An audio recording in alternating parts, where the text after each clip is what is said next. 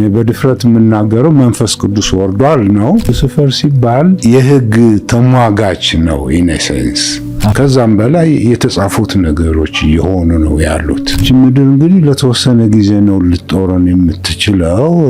እድሜዋን እየቆጠረች ነው። እኛ ደግሞ በቦምብ ይሁን በምናምን ይሁን እንግዲህ ያፈነዳን አስቸግረናታል። ጻድቃን ሳይነጋገሩ ይግባባሉ፣ ሳይቀጣጠሩ ይገናኛሉ ይባላል። ከሉሲፈር በታች እንዲህ እንደ አጋንንት እንደ ቡዳ ምንጠራቸው እና ኢትዮጵያ በዚህ የታወቀች ናት። ኤክሶርሲዝም ሲባል ጠቅላላ ኢትዮጵያ ነው የምትመጣው። ምንድነው ኤክሶርሲዝም ማለት? አጋንንት ማስወጣት።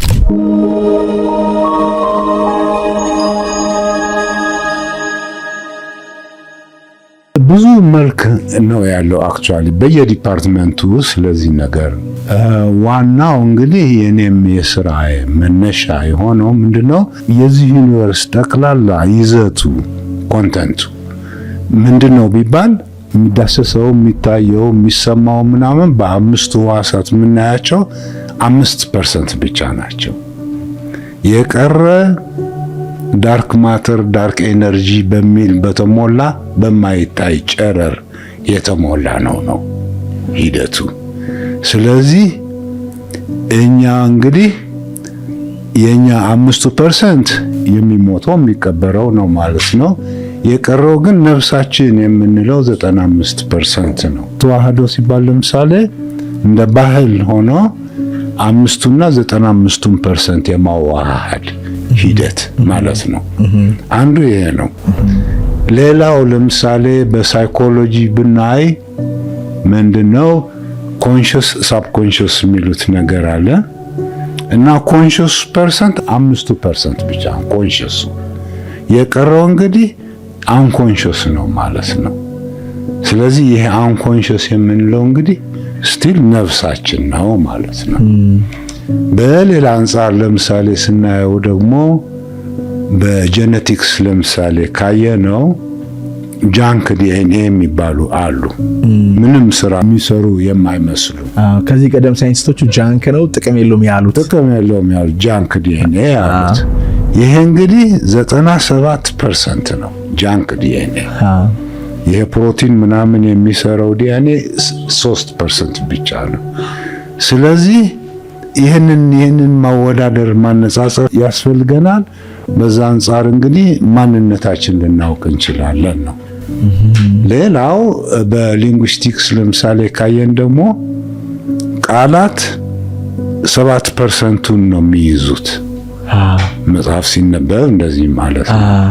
93% የያዘው እንግዲህ ይሄ ፖስቸር የሚሉት ቦዲ ላንጉዌጅ ቶን እንደዚህ። ስለዚህ የሚበዛው እንግዲህ ስውሩ ነው አንዱ ሂደቱ።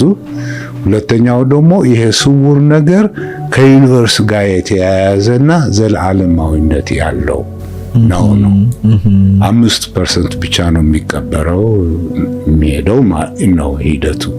ስለዚህ እነዚህ ነገሮች ተስማሚ ከሆኑ እንግዲህ በአንዱ በኩል የተገኘው ግኝት ከሌላው ጋር ግኝት እንደዚህ በማያያዝ እንግዲህ አንድ ጥቅል የሆነ ግኝት ይሆንና ሂውማን ኩዌስት ፎር ትሩዝ በሚል እሄዳለሁ ማለት ነው። ስለዚህ ሜታፊዚክስ መረጥኩኝ። ሜታፊዚክስ እንግዲህ ለምሳሌ ሜካኒካል ሳስብ ቆያለሁ። ይሄ ሜካኒካል ነገር ነው 3D የሚሉት። ሜታፊዚክስ ካላበስኩት ግን እንደ ፈሪሃ እግዚአብሔር ለምሳሌ ነገር እንደዚህ ይሰማኛል። ይሄ ነው ሜታፊዚክስ። የማይጨበጥ ነገር ነው እንደሚጨበጥ አድርጎ ማቅረብ እንደማለት ነው። እና የአሁኑ ቴክኖሎጂ እድገት ይህንን በብዛት ስለሚደግፍ ከትንሽ ጊዜ በኋላ ሁሉም ሰው ኢንላይተንድ ይሆናል ነው ሂደቱ። 5ቱና 95% አዋሃዶ በትክክል 100% የሆነ ሰው እንዲሆን ነው። ዋው! እና ከኤክስትራ ተረስተሪያል ሲሆን ከምናምን ይሁን ኮሙኒኬት የሚያደርግበት ዘመን መጣ። ባለማወቃችን ነው ምን ያህል እንደጎደለን ሊያሳየን የሚፈልግ ነገር ነው። እና ይህንን ችግር ኢንዱር ካደረግን ወደ ሌላው ትራንሰንድ እናደርጋለን ነው ሂደቱ። ስለዘገየን ነው እንጂ ይሄ ለምሳሌ እኔ በድፍረት የምናገረው መንፈስ ቅዱስ ወርዷል ነው። እና ከወረደ 2000 ዓመት ዘግይተን ገና ትንሽ አሁን እየገባን ነው ሂደቱ። ስለዘገየን ግን የሁሉ ጦርነት መጣ እንደምንም ብሎ እንግዲህ አቅጣጫ እያሳየን ነው። ከዛም በላይ የተጻፉት ነገሮች እየሆኑ ነው ያሉት። ማለት ከስፔስ ታይም ውጪ የሆነ ዘለዓለማዊነት ያለው ሂደት ነው አካሄዱ። ይህች ምድር እንግዲህ ለተወሰነ ጊዜ ነው ልትጦረን የምትችለው። እድሜዋን እየቆጠረች ነው። እኛ ደግሞ በቦምብ ይሁን በምናምን ይሁን እንግዲህ ያፈነዳን አስቸግረናታል። ስለዚህ ምርጫችሁን ውሰዱ የሚል ነው። ካልሆነ እንግዲህ የቀሩት ግን ኢንላይተንድ ይሆናሉ የሚባለው እንግዲህ አንዴ ኢንትሮዲውስድ ከሆነ ለምሳሌ በአሁኑ ወቅት ምንድነው ስለ ኢንላይትመንት ከውስጣችን አንድ አይነት መንፈሳዊ ጥማት አለ እና ያንን መንፈሳዊ ጥማት ልንገልጸው አንችልም ኢን ሴንስ። እና ምን ይሆናል እንደ ብሶት ነገር ሊሆን ይችላል፣ እንደ ምሬት ነገር ሊሆን ይችላል። አሁን ደግሞ በብዛት ሰላማዊ ሰልፎች ብዙ ነገር በዓለም ላይ ልናይ ነው። በተለይ ፍልስጤም፣ እስራኤል እንደዚህ ሲባል ብዙ ነገር እናያለን። ምን ይሆን ነው ማለት ነው ከውስጣቸው የታፈነው ነገር እንግዲህ አንድ ሜካኒዝም አግኝተው የሚገልጹበት ነገር ነው እና ራሳቸውን የሚያቃጥሉ እንደዚህ እንትን አሉ። ግን ዋናው ሂደቱ ይህ ሁሉ የሚሆነው ከዩኒቨርስ ጋር የሚያገናኘን ኮሚኒኬሽን ተቆርጦ በመሃል አንድ ነገር ስለገባበት ነው። ምንድነው እሱ ነገር? ያ ቂም በቀል የሚሉት ሎው ቫይብሬሽን ሎው ፍሪኩዌንሲ የሆኑ ነገሮች ራሳችን ውስጥ ያድጋሉ እና የምንሰራው አስገራሚው ነገር እንግዲህ ለጽድቅ ለትክክል ብለን የምንሰራው ነው የሚመስለን። ምንም ያህል መስዋዕትነት ብናደርግም ግድ የለም እና አስቸጋሪ ፓርቱ እንግዲህ ይሄ ነው። እኔም በማስተምርበት ስራ ሰዎችንም ኮች ስለማድረግ ይገባኛል። በህይወቴም አጥንቼ ውስጤ ላይ ያደጉ ፍርሃት፣ ቂም፣ ተበዳይ ነኝ ብሎ ማሰብ፣ ራሴን በሰውነት በአስተሳሰብ መገደብ፣ መጨነቅ ከአምላኬ መንፈስ ጋር ስለገደቡኝ በሽተኛ ተራ ሰው ምን አድርገውኝ ነበረ እና ያንን ማን ነው የጨመረው? የኛ ከአምላክ ጋር እንዳንገናኝ ኢንሰርት ያደረገብን ማን ነው? እነማን ናቸው? መጀመሪያ አመጣጡ ከሉሲፈር በሚል ነው። በቀላሉ እንግዲህ ለማስረዳት ያህል ሉሲፈር ሲባል የህግ ተሟጋች ነው ኢን ሴንስ። ለምሳሌ ሁሉም ነገር ብርሃን ሆኖ ቆይቶ እንግዲህ 5% ቦጭቆ እንደወሰደ ነገር ይሁንና በእኔ በኩል ነው ይሄንን ዕውቀት የምታገኙት አይነት ይሆናል እና እንግዲህ አስመሳይነት ነው። ምን መሆን ነበረበት? አንተና እኔ ለምሳሌ በቴሌፓቲ ልንገናኝ ኮሚኒኬት እናደርግ እንችላለን። ባህላችንም እንደዛ ነው። ለምሳሌ ጻድቃን ሳይነጋገሩ ይግባባሉ፣ ሳይቀጣጠሩ ይገናኛሉ ይባላል። በዚህ አይነት ቫይብሬሽን ነበር የምንኖረው ነው እንትን ሂደቱ። አሁን ሉሲፈር ምን ያደርጋል? በእኔ ላይት ቢረር ይሉታል፣ በእኔ ዕውቀት ሲል እንግዲህ ያንን ትቶ ሞባይል ቴሌፎን ለመስራት የሚያስችል ዕውቀት ይሰጠናል ማለት ነው። ሰለጠን እንላለን። ከዛ በኋላ ይሄ ነው ሙግቱ። ከዛ በታች ያሉ እንግዲህ ስለ ሲስተም ሲያቃሉ ክሎዝድ ሲስተም የሚባለው በኋላ አብራራዋለሁ። ወደ ሞት አቅጣጫ የሚሄድ አይነት ሂደት ያለ ነው። አሁን ይህንን በመጠቀም እንግዲህ ብዙ ክፋት የሚሰሩ ኤነርጂ የሚወስዱ አካላት አሉ ነው ስውራን አካላት። እነዚህ አጋንንት እንደዚህ እንላቸዋለን። እንደየቫይብሬሽኑ እንግዲህ ቡዳ፣ ዛር፣ አይነ ጥላ ምናምን ሟርት ራሱ ማኒፌስት የሚያደርግ አንድ አይነት ሃየር ስቴጅ የሆነ ይሁን የሚል ሂደት። ምንድነው ግን ያላወቁት? እንግዲህ አይሰማቸውም። እነሱ የሚያዩት እንግዲህ ሜካኒካል በሆነ ደረጃ ነው። 3D የምንለው ነገር ነው እና ይህ አይነት ስልጣኔ እንግዲህ ዘመኑ እያለቀለት እየጠፋ እየሄደ ያለ ሂደት ነው። አሁን ወደ 4D ነገር እየወጣን ነው። 4D ማለት እንግዲህ መንፈሳዊነት የተጨመረበት ፊዚክስ እንደማለት ሜታፊዚክስ ማለት ነው። እና ፖዚቲቭ ኤነርጂ አለ፣ ኔጌቲቭ ኤነርጂ አለ። አሁን እነዚህ ኔጌቲቭ ኤነርጂ እንግዲህ ወደ ሞት የሚያስኬድ ስለሆነ የሞቱን ሂደት ባፋጥነው ለምሳሌ ኤነርጂ አገኛለሁ። የሞቱን ሂደት ባፋጥነው ለምሳሌ ኤነርጂ አገኛለሁ። ስለዚህ ጠላቴን ከገደልኩ ለምሳሌ ጥሩ ነኝ አይነት ነው። ምክንያቱም መግደሉ ራሱ ጭንቀቴን እንትን አድርጎታል እንደማለት ነገር ነው።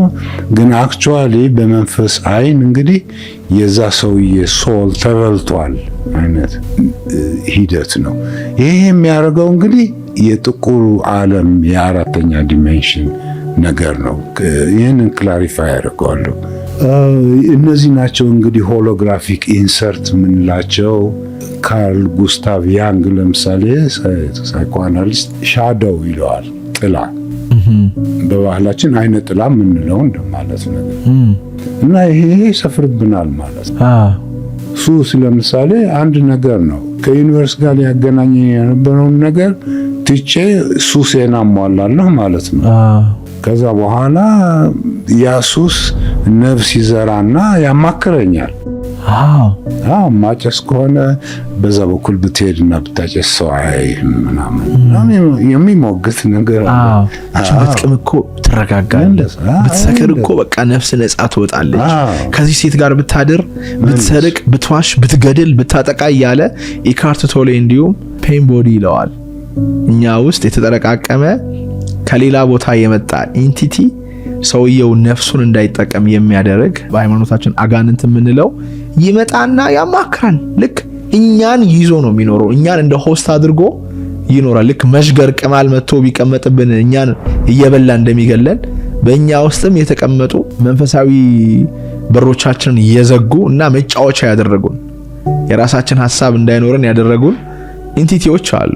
እነዚህ ናቸው እንግዲህ ከሉሲፈር በታች እንዲህ እንደ አጋንንት እንደ ቡዳ ብለን ምንጠራቸው እና ኢትዮጵያ በዚህ የታወቀች ናት። በጥሩ ነው በመጥፎ ነው የታወቀችው ኢትዮጵያ በዚህ ኤክሶርሲዝም ሲባል ጠቅላላ ኢትዮጵያ ነው የምትመጣው። ምንድነው ኤክሶርሲዝም ማለት? አጋንንት ማስወጣት።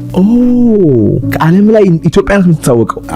በተለይ አንድም እንደ ኤክሶርሲስት የሚል የድሮ ግን ብዙ ሽልማት ያገኘ የተሰራው ደብረ ዳሞ ነው እና በጣም ትልቅ ክብር ያገኘ ነው። ብዙ መጽሐፍ ነው ወይስ ሪሰርች ነው? ሲኒማ ፊልም አለ።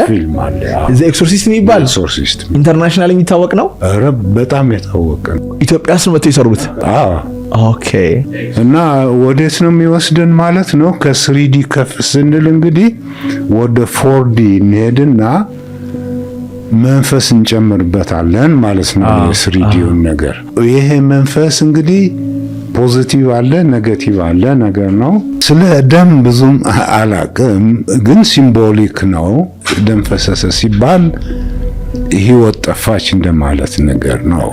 ዋናው ሂደቱ ግን አንድ ሲንቀሳቀስ የነበረ ነገር ሳደንሊ ፓራላይዝድ ሲሆን ባዶ ሲሆን የሆነች ኤነርጂ ሄዳለች ወጣለች ማለት ነው። ያችን ኤነርጂ ነው የሚፈልጉት ሶል። አንዳንዶች ለምሳሌ ሶል ማለት እንደ ብርጭቆ ነገር ናት እና የምትሰባበር አይነት ናት ይላሉ። እና ተሰብራ ትሄዳለች ነገር ነው። እና አንድ ሰው እነዚህን መገጣጠም ካልቻለ ችግር ይኖርበታል ማለት ነው። እና ዞሮ እንግዲህ እንደ ማልቲፕል ፐርሶናሊቲ የሚሉት ምናምን ነገር ኢንፍሉዌንስስ ይኖሩታል ማለት ነው።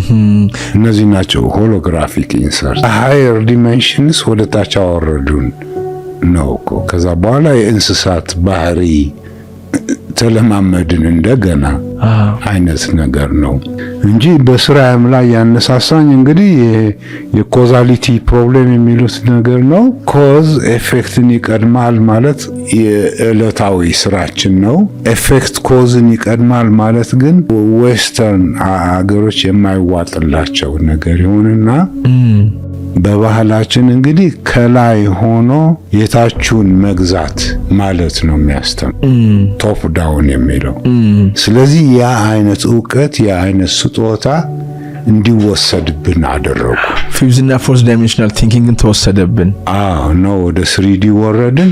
ከዛ በገንዘብ በወርቅ ምናምን ማመን ጀመርን። አሁን እኔ ይገባኛል እዚህ ነገር ላይ በጣም ጥናትም ስላደረግኩኝ ስላነበብኩኝ ይገባኛል። ወይም ኢየሱስ ክርስቶስ ምን ብሏል? አስቀድማችሁ ጽድቁን መንግስቱን ፈልጉ ሌላው ይጨመራል ብሏል። መጀመሪያ ጽድቁና መንግስቱ ደግሞ እሱ ስለ ዳይሜንሽን ነው እያወራ የነበረው። በአባቴ ቤት ብዙ ቤቶች አሉ ሲል በዛን ሰሞን በባይብሊካል ኢራ የነበረው ላንጉጅና የአሁኑ ቢል ላይ ኤግዛክትሊ እሱ እየጠቆመ ያለው ስለ ዳይሜንሽን ነው እያወራ ያለው።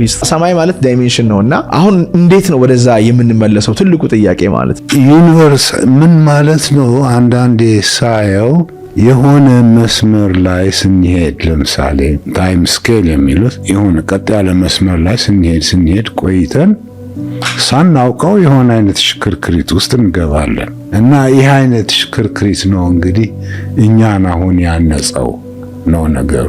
ያ ሽክርክሪት እንግዲህ ስፔስ ኤንድ ታይም ያለበት ነው። አሁን ከዛ ሽክርክሪት ለመውጣት እንግዲህ ወደ ቀጥተኛው መስመር ከሄድን ምን ይሆናል ማለት ነው? ዩኒቨርሳል የሆነውን ነገር አተይን አደረግን።